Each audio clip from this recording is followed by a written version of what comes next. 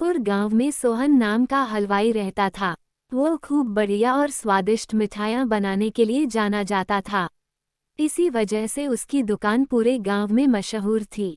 पूरा गांव उसी की दुकान से मिठाई खरीदता था। वो और उसकी पत्नी मिलकर शुद्ध देसी घी में मिठाई बनाते थे। इससे मिठाइयाँ काफ़ी अच्छी और स्वादिष्ट बनती थीं। हर रोज शाम होते होते उसकी सारी मिठाइयाँ बिक जाती थीं और वह अच्छा मुनाफा भी कमा लेता था।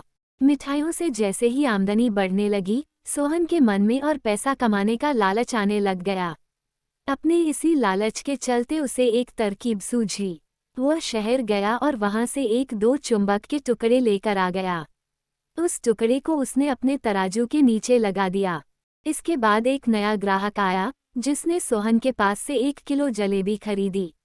इस बार तराजू में चुंबक लगाने की वजह से सोहन को अधिक मुनाफा हुआ। उसने अपनी इस तरकीब के बारे में अपनी पत्नी को भी बताया, लेकिन उसकी पत्नी को सोहन की यह चालाकी अच्छी नहीं लगी। उसने सोहन को समझाया कि उसे अपने ग्राहकों के साथ इस तरह की धोखेबाजी नहीं करनी चाहिए, लेकिन सोहन ने अपनी पत्नी की बात बिल्कुल भी नहीं सुनी। वो हर रोज तराजू के नीचे चुंबक लगाकर अपने ग्राहकों को धोखा देने लगा। इससे उसका मुनाफा बढ़कर कई गुना अधिक हो गया।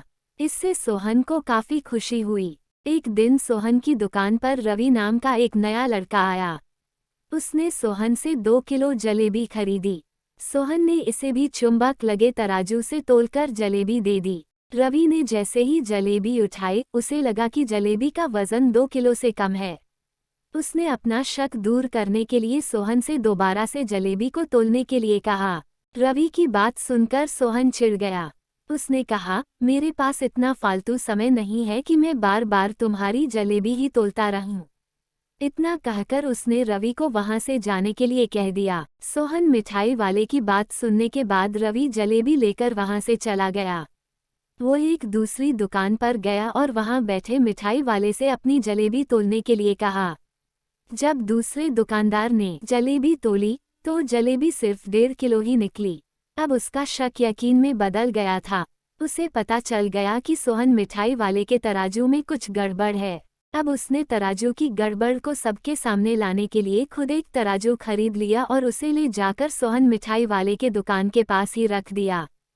फिर रवि अपने सभी गांव के लोगों को वहां पर इकट्ठा करने में लग गया। जैसे ही लोगों की थोड़ी भीड़ बढ़ने लगी, तो उसने गांव के लोगों को कहा कि आज मैं आप सभी लोगों को एक जादू दिखाऊंगा। ये जादू देखने के लिए बस आप लोगों को सोहन मिठाई वाले से खरीदा गया सामान एक बार इस तराजू में तोलना होगा।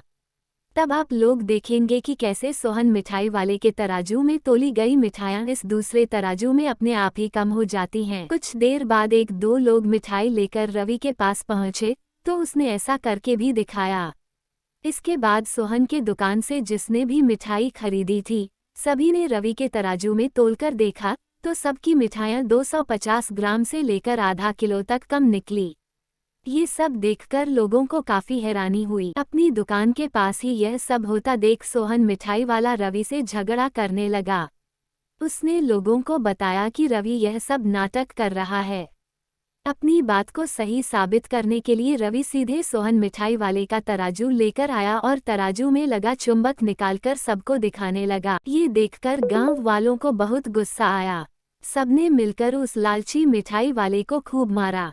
अब उस लालची मिठाई वाले को अपने लालच और उसके कारण की गई गलत हरकतों पर पछतावा हो रहा था।